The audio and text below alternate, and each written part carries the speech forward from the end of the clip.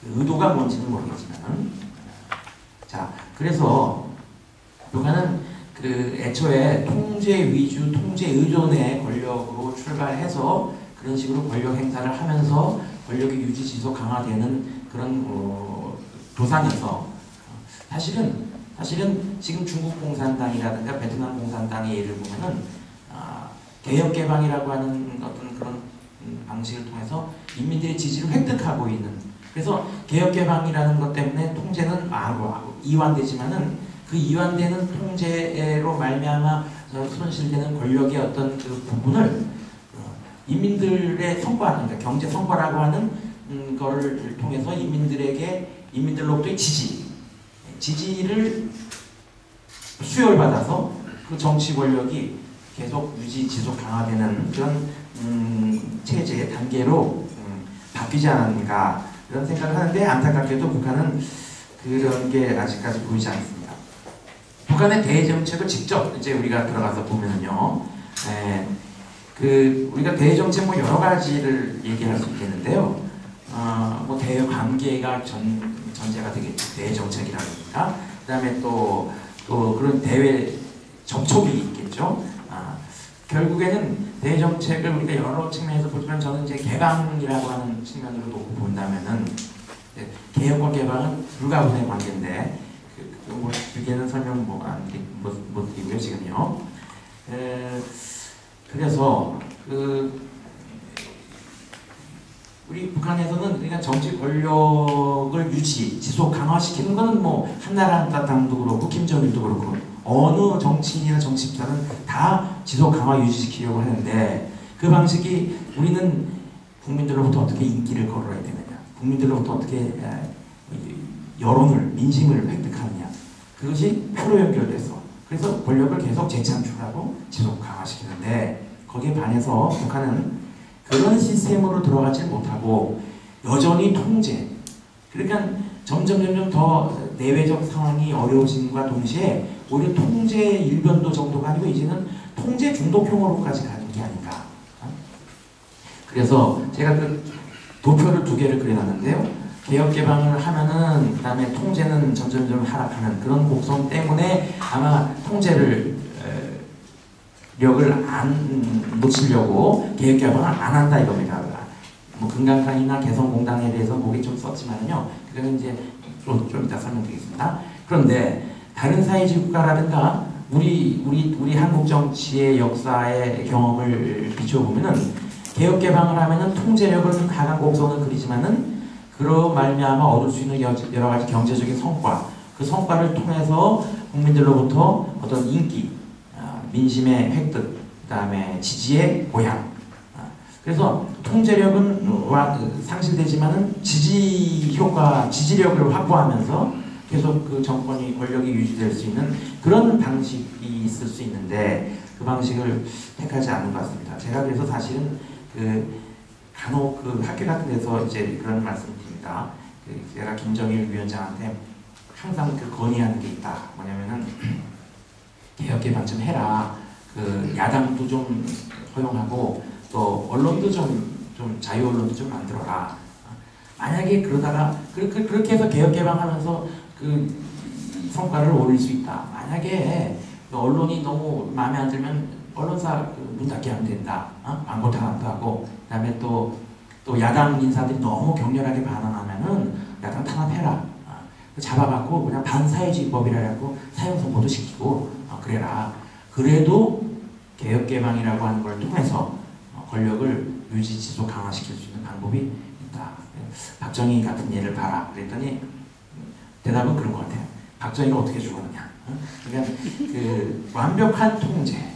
저는 사실은 서병 선생님께서도 아까 말씀하셨잖아요. 리비아 예를 보고 아니 북한이 냉전이 깨졌다 그래서 사실은 냉전 기간 동안에 미국하고 사실은 투쟁 경력으로 보면은 북한은 사실은 좀 약하고요. 경력상 리비아가 대단하죠. 민항기를 폭파시킬 정도였으니까.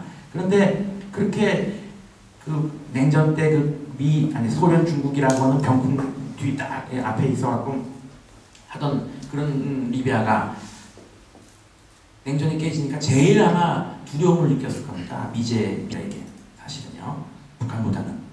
근데도 불구하고 그래서 했죠. 그냥 대량살상먹기 시도했죠. 그러다 결국 이러다가 인민들이 굶어 죽는다 안 되겠다 그래갖고 다 털고 나와갖고 뭐 프랑스도 방문하고 유엔에서도 저는 그걸 보면서 야 김정일이 저걸 보고 배워야 되는데 이런 생각을 했거든요. 근데 지금 리비아 사태가 이렇게 돌아가는 거 보니까 김정일이 아마 더 안 할 겁니다 이제는요. 하여간 좀 안타까운 건데 그래서 그 개성공단 같은 경우에 금강산 같은 경우 뭐냐 그러니까 이겁니다.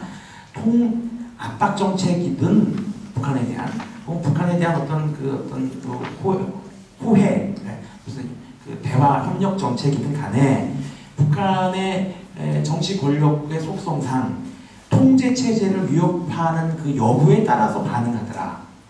아무리 압박을 하더라도 그 통제 체제의 그 위협이 별로 안 된다. 그러면 그냥 버텨나가는 거고요. 혹은 아무리 당근을 주더라도 이게 통제 체제 위협이 되더라 그러면 당장 끊어야 되는 거죠. 그러니까 금강산 관광은 제가 보기에는 굉장히 북한으로서 부담스러웠던 것 같은데 북한이 만약에 그걸 계기로 해서 이래서 개혁 개방을 또 확산시키고 그러려고 했으면은 사실 금강산에서 많이 배웠어야 됩니다. 북한의 젊은 사람들 많잖아요. 똑똑한 사람들. 그런 사람들을 현대화산 서울에다가 파견해갖고요. 그 관광객들 어떻게 모집하느냐 뭐 이런 거 배우고 그래갖고 묘양산은 우리끼리 열겠다. 왜 현대화산이라고 반을 안 합니까? 우리끼리 열겠다. 차가 얻어갖고 배 얻어갖고 다 돈 빌려갖고 할 수 있다 이거죠. 자리 한 자리라도 달러 한 1달러라도 벌어들이려고 그러면 그렇게 했어야 되는데 김정일이 어떻게 했냐면요. 그 나와 있던 사람들 중에서 대남 주민들 관광객 접촉이 많은 사람들 다 바꿔버렸어요. 저 조선 쪽으로. 그러니까 접촉을 더 못하게 하는 거죠. 그에 비해서 개성은 제가 보기에는요. 공장 체제가 뭐 가보시면 다 아시겠지만 개별적 이게 접촉 같은 게 대단히 관광지보다는 제한되어 있고 잘 통제되어 있습니다. 그러니까 통제 위협이 안 되는 한에서는 개방을 유지하되 그것이 통제의 어떤 조금이라도 뭔가 그 위해가 된다거나 그러면 또 다시 문 닫아버리고 그런 측면이 좀 강하더라. 그게 다 어떻게 보면 정치 권력의 성격에서부터 이렇게 비롯된 거라고 보는데 정치 권력의 성격이 지금 이제 김정은이한테 또까지 이제 내려가는 걸로 봐서 그 의도는 뭔지 모르겠습니다. 뭐 조국 통일 성전의 그 어떤 그 완성인지 아니면은 그 자체의 어떤 생존 전략인지.